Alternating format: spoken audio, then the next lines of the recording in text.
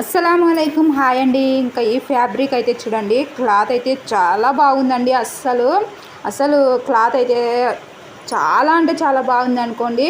మందముని అలాగే క్లాత్ గుని అసలు చెప్పనవసరం లేదండి. ఇంకా 5 మీటర్స్ అయితే 5 మీటర్లు అయితే వచ్చింది. ఇంకా 3 మీటర్స్ అయితే నేను పక్కకు తీసుకున్నాను. నా కోసం ఫ్రాక్ అయితే కటింగ్ చేసుకుంటున్నాను. ఇంకా 2 మీటర్స్ పక్కకు తీసాను కదా, దానిలో వచ్చేసి మా పిల్లలకి ఎవరికొకరికి టాప్ అయితే కటింగ్ చేస్తానండి. ఇంకా ఇప్పుడైతే చూడండి, నేను ఇలా కోన్ షేప్లో అయితే వేసుకున్నాను కదా, కోన్ షేప్లో వేసుకొని ఇంకా మార్కింగ్ అయితే వేస్తున్నానండి. ముందు బాటమ్ పార్ట్ అయితే కటింగ్ చేసుకొని ఆ తర్వాత మిగిలిన క్లాత్లో నేను బాడీ అలాగే హ్యాండ్ అయితే కటింగ్ చేసుకుంటాను. ఇక్కడ ఫస్ట్ వచ్చేసి చూడండి, నడుము లూజ్ దగ్గర మార్కింగ్ అయితే వేస్తున్నానండి.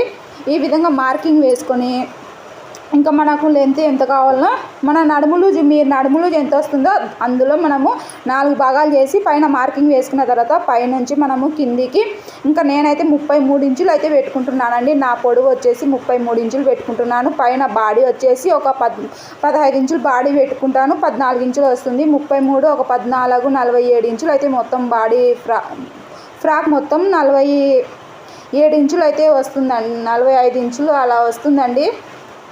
ఈ విధంగా మొత్తం చుట్టూ మనం పైన నడుము లూజ్ దగ్గర మార్కింగ్ వేసాం కదా, అక్కడ నుంచి మనం కిందికి 33 ఇంచుల పైన ఈ విధంగా మార్కింగ్ వేసుకుంటూ రావాలి. చూడండి, 14 ఒక 33 కిత్తాగే బోల్గే కిత్తాగే 47 వస్తుందండి. మొత్తము ఫ్రాక్ మొత్తం 47 వస్తుంది.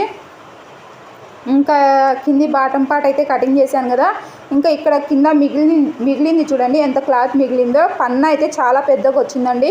ఇలా పెద్దగా వచ్చిన పన్నాలో మనకు ఇంకా నేను గోల్ అయితే ఈ మాత్రం చాలు అనుకున్నానండి. అందుకని నేను 3 మీటర్లలో అయితే నాకు ఫ్రాక్ అయితే కటింగ్ చేసుకున్నాను. స్టిచ్ చేసుకొని నేను వేసుకొని మీకు చూపిస్తాను. ఇక్కడైతే కొద్దిగా జాయింట్ అయితే పడిందండి. వీడియో నచ్చితే లైక్ చేయండి.